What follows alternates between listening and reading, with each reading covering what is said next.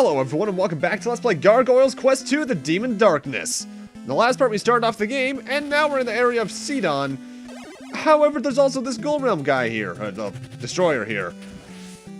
The interesting thing about this is that first off, this is a very easy fight, just 3 of these little bird things that they go down in one shot, shouldn't cause much issue.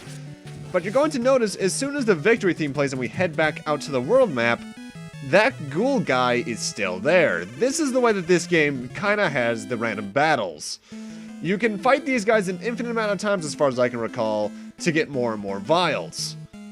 They don't move, they're always there, and honestly there are better ways of getting vials such as just playing the normal levels, but they're there for you. There's only like 2, maybe 3 in the game, and even then I only remember where that one is off the bat. But yeah, either way, we need to go get the night drop from this forest here in the top right, so let's go up into here. And this is Emmaus Forest, if I recall the name correctly, and this place is annoying. First off, we have the return of the green platforms from the earlier thing, the bridge area. And thankfully they're not as annoying here because the jumps are much more makeable. But this place has its own weird issues. Namely, there are these weird Cyclops enemies, in fact, one just spawned there at the bottom of the screen, that can spawn basically anywhere. Also, fun fact, you can damage boost with one of the spikes back there and actually climb onto the screen platform to completely skip that little jump there, which is a nice little speedrunning strategy. The annoying thing about this level is more so that a lot of the enemies are either projectile-based, or there's just obstacles in your pathway. Namely, a lot of spikes that I think do 1 damage, yep. And one thing that I'm not going for, just because I don't have the real easy ability to do so, because wing level 1 is not recommended to get into my eyes, is that there was actually a maelstrom / extra life on the top of that previous room I was in. I don't go for it because honestly, there are like 3, maybe 4 extra lives found in the levels in this game, and you can get many more just by using the vials you find in the levels anyway, so the vials are the better option in my eyes.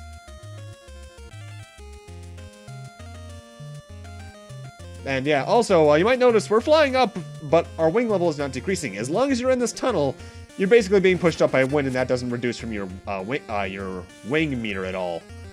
However, that doesn't last the entire climb up. Once we are basically past this first little pokey thing, I believe is when the gravity starts kicking in again, or the wind stops kicking in, rather. Yeah, right there. So, you need to actually climb up to an extent. It's also in this stage we're going to start seeing some actual traps, like these little spike doohickeys wow, that was particularly bad English failure even for me. Doohickeys that just like to poke you, and they're really slow and annoying to dodge. Fun little fact though, just to the right of that one, there's like 2 pixels of the land you can stand on. So you can actually feasibly jump over that if you're good enough.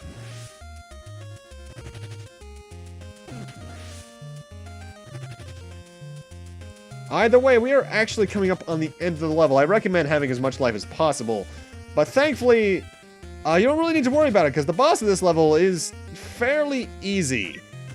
I forget how much HP, how much damage he does just by touch damage, but as long as it's 1, you're basically fine, because there's a lot of ways that this boss just is really easy. Though I will say, on the whole, Gargoyle's Quest 2 has a much better boss raiment. Either way, boss for this stage is the Death Balloon. The way this guy works is that he'll suck you in, and then blow you away. However, when he's sucking in, he's actually preparing to blow out his bubbles. Other than that, the only damage method he has is touch damage, and if you're clever, you can just say, haha, screw damage, and just consistently fire into his face. It's a very easy boss, but a fun one. I think it takes about 10, 11 hits to kill him. In fact, that's what it takes to kill most bosses in this game. And with that, we're done in Emmaus Forest. Firebrand obtained the night drops. Now we can take that to Hecate. Something very powerful has built up in Firebrand's body. Firebrand obtained the magic buster. We got the blockbuster ability from last game back, so now we can destroy certain rocks. And with that, we can now head up towards the Gaza Valley and talk to Hecate, and thankfully that's a pretty short walk. If I recall, this is the Gaza Valley right here, and there's actually 3 or 4 things of vials you can get here, so that's a total of 24 vials for you. There's one I don't get during this visit, and that's because I forgot to get it earlier. You have to go right from where you start. Either way, Hecate's house is right there, so let's get on into it, shall we? And Hecate's gonna look a bit familiar. Looks like Major Rita. Oh, you have the night drop in your hands. Now I can make the Candle of Darkness with it. Wait for a while. What, did the Candle of Darkness get destroyed or something in between games? Use this Candle of Darkness at the center of this room. Okay, this seems very familiar. Candle of Darkness. Firebrand used the Candle of Darkness. The whole place was blacked out. It was the black light that sealed King Bar's magic. It's the King of Destruction's army. Only the Gremlin Stick can dispel the King of Destruction's evil magic. Use the Gremlin Stick before King Bar and his magic will be released. The Gremlin Stick is in the ruins which lie deep within the Desert Situm. Go to the Desert Situm now. These wings will enable you to fly over Gaza Valley. And we get the wings of a fallen angel, which is our first wing upgrade, so now we can fly slightly longer. Good luck. Yeah, that sequence seems very familiar. Gargoyle's Quest 2 is guilty of reusing a lot of ideas from the first game, and to its credit, we'll eventually find out that there is a reason for that, but I'm not going to go over that until the finale. Also, I really like the song here. Mind you, I mentioned before, Gargoyle's Quest 2, really good soundtrack. In fact, all three games just have really, really glorious soundtracks. Demon's Crest is probably the best one, though. Purely because it's Super Nintendo sound fonts, and those are almost always really sexy. Either way, we're coming up with one of my least favorite sections in the game. Why? There's one hell of a jump. Oh, you have the wings of a fallen angel. With those wings, you may be able to fly over Gaza Valley. Go to Desert Situm, Firebrand. Welcome to the next bridge section, and it starts off with the worst jump in the goddamn game. Either jump from the very edge and then just fly and hope you catch it, or you can do the smart thing and do small flutter bursts, like what I just did there, basically. Fly for a little bit, let go so you fly a bit farther right, and keep your wing meter, and then press the button again. That is a very specific jump to do the way I did it, and it's ridiculous. I have no idea how they intended kids to be able to do that so easily. And, oh, yeah, that sucks. Yeah, some pits in this game are instant death, namely anything that looks like lava or blue spiky thorns. And welcome to the Situm Desert. It's here that I'm going to bring up the fact that there is a Game Boy port of this in Japan once again. The Game Boy port was basically touted the exact same thing. I think it was like Makai Mura Gaiden, the Demon Darkness, almost outright. And it added only really two things to it. It added two new action stages, which, by the way, we're in this place now. It's fairly self-explanatory. You can destroy blocks in it. There's going to be some quicksand pushing you around, stuff like that. But the Game Boy version added two new action stages that aren't in this NES version. One of which is roughly to the northern part of the Situm Desert. I forget if it's on the east or west side, but it's there. And what's notable about those two stages, I'm not going to mention what the other one is yet, because, well, we haven't gotten to that area of the game yet. What's notable is that when you beat them, you got two new abilities. In the case of the one that's here in the Situm Desert, I believe, it adds a homing ability to Firebrand shots. I think that's this one. That sounds about right. Which, honestly, I have to wonder why we never got the Game Boy port. If I recall, there was a planned release for America, but it got canceled for some reason. I wouldn't be surprised if it was just due to, like, player bases or just other games they wanted to put on the Game Boy or on the NES at the time. Because keep in mind, this game was released very late into the NES's life cycle. This was 1991. The Super Nintendo, 1992 rather. The Super Nintendo was well out by this point. In fact, I think A Link to the Past was even out by this point. So this was very late NES. In fact, I have to wonder why they didn't just release only the Game Boy version, because it would have been out in 93, yeah? But that would have been the better port on a system that had a bigger player base at the time, because, well, I love the NES. By the time that 1993 rolled around, you'd have a hard time to convince me otherwise that the Super Nintendo didn't have a larger player base.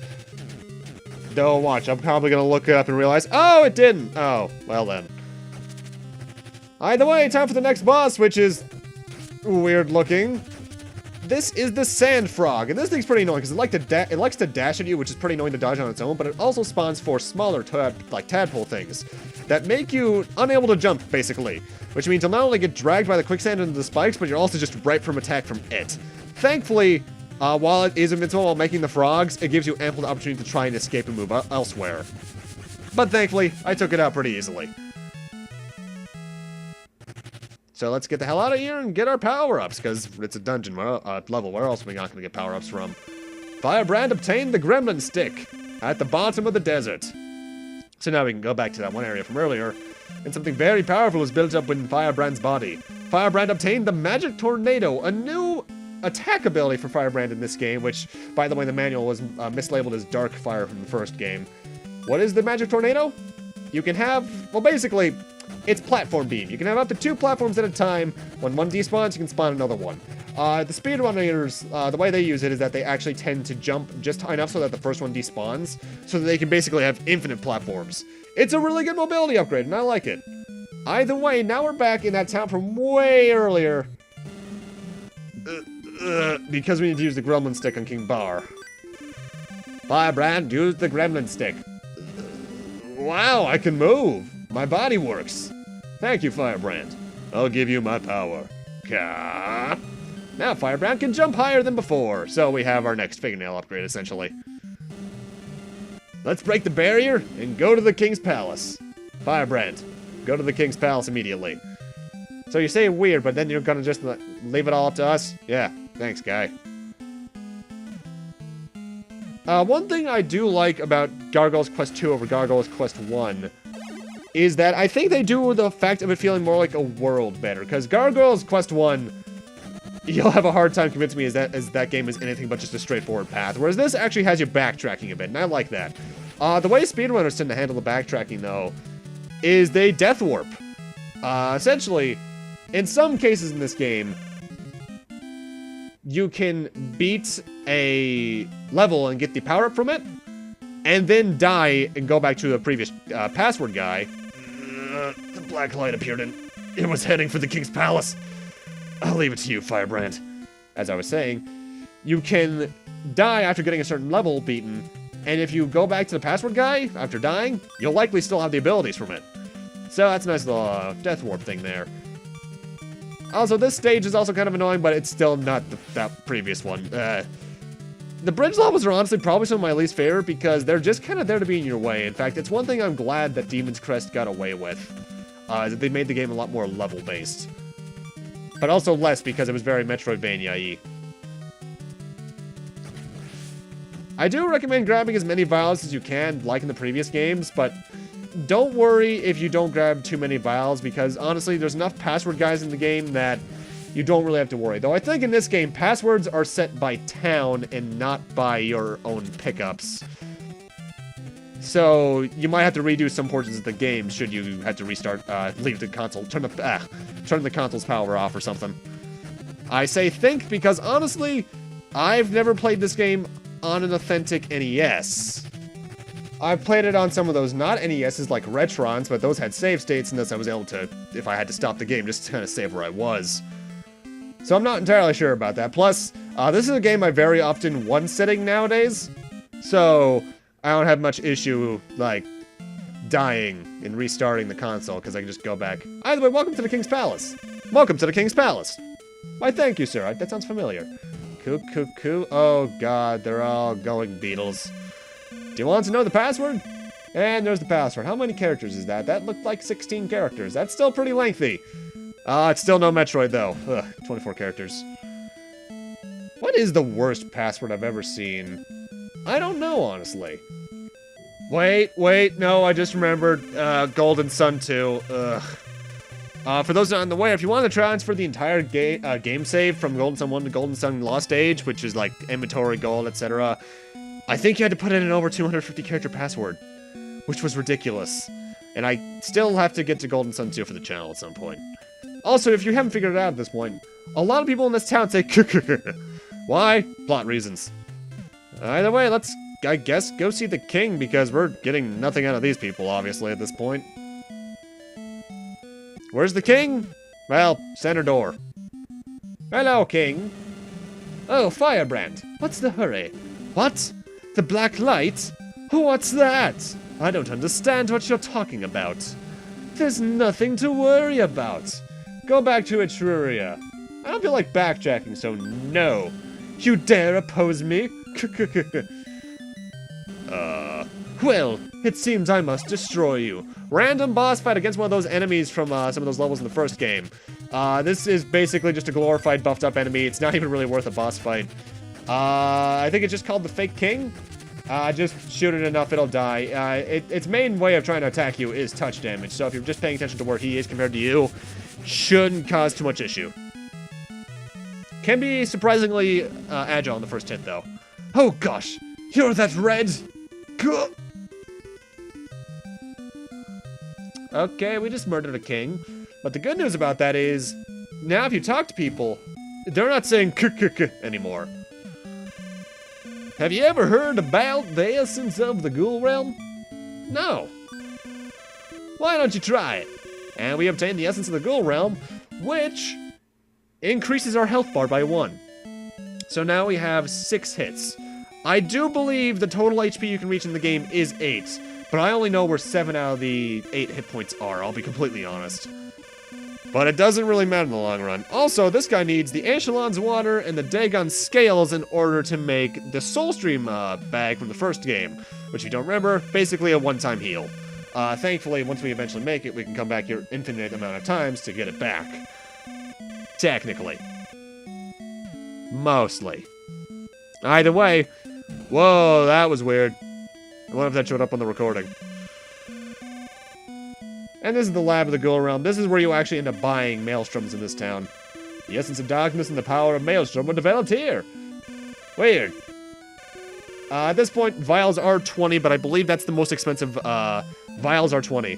Maelstroms are 20 vials, rather, and I think that's the most expensive they get in the game. Either way, let's move on, I guess. I saw it for sure. The black light was going towards Mount Emmaus. That's better than nothing. We need to go there to find something else anyway. To the northeast of this place is a mountain called Emmaus. And there's an old palace in the mountain. But no one tries to go there. Well, we're hearing a lot about this Emmaus place. Might as well go there. Where is it? Well, as that one guy said, it's directly to the northeast of us. And it should be showing up on screen right about now. Those 2 gates right there, that's Emmaus. And this is actually a pretty annoying level. These skull statues here, first off, the skulls themselves hurt you. And the little green platforms on them rise when you're on top of them. However, the skulls themselves, at least the higher ones, can also shoot out fire. So this ends up being a very annoying place. Also, the bees do 2 damage, and that's really annoying. A bit of an abuse you can do, though, if you're good at running through the game quickly, is that the bees, only one of them can be on screen at a time. So if you're smart about it, avoiding one bee and keeping them on screen, you can actually avoid a lot of stuff later on. But of course, I'm a murderous bastard, so I must kill everything in sight. I'm pretty sure that'd be very in character for Firebrand. This is actually a very annoying stage, though, because a lot of things in here are either instant kill or 2 damage, if I recall, and that's really annoying. Aside from those wall spikes, those are 1. Also, weird upside-down mountain stuff in the background. Weird. One thing you can do here that I'm not going to do because I like taking the mid-road here, is that if you're good at positioning yourself, you can take the high road entirely here. And if you stay close enough to the ceiling from it, I think it's this point on, you can avoid not only every enemy, but also any potential frame loss, that slowdown that happens because of them. Honestly, that's all there really is to this level for me. The later section here is easier than the earlier section, mostly because those stupid skulls aren't anywhere to be seen. Though, I had a bit of a dumbass moment my first playthrough in this level. At the end of this hallway is going to be a door where the boss fight is, obviously. For some reason, when I first played the game, I missed this door and was looking at the wall like, where am I supposed to go? So I walked backwards and had to come back through this level like 3 times before I noticed it. Also, boss for this level is the Twin Guardian, I think. And it's basically 2 gargoyles trying to kill you. They can do this tornado attack, which is probably the most annoying thing because it has such a wide range. But the biggest thing about them is that touching them does 2 damage. If you're good about hovering in place, you can get a good amount of hits in at once, like I'm about to do, to 1. Each one takes 11 hits, so if you're just good at positioning yourself and watching where they're going, it's not a hard boss. Just watch out for when there's 2 of them next to each other, because that's a really big hitbox trying to kill you. And that's that stage. We don't actually get a power-up for this stage on its own. We have to go into the next area to do that. But we do get the candle of the poltergeist, which is pretty important. But with that, I'm going to end this off here. Thank you guys for watching, and in part 3, we'll be heading into seeing what's in this palace, rather, and seeing what we could do afterwards. See you guys then.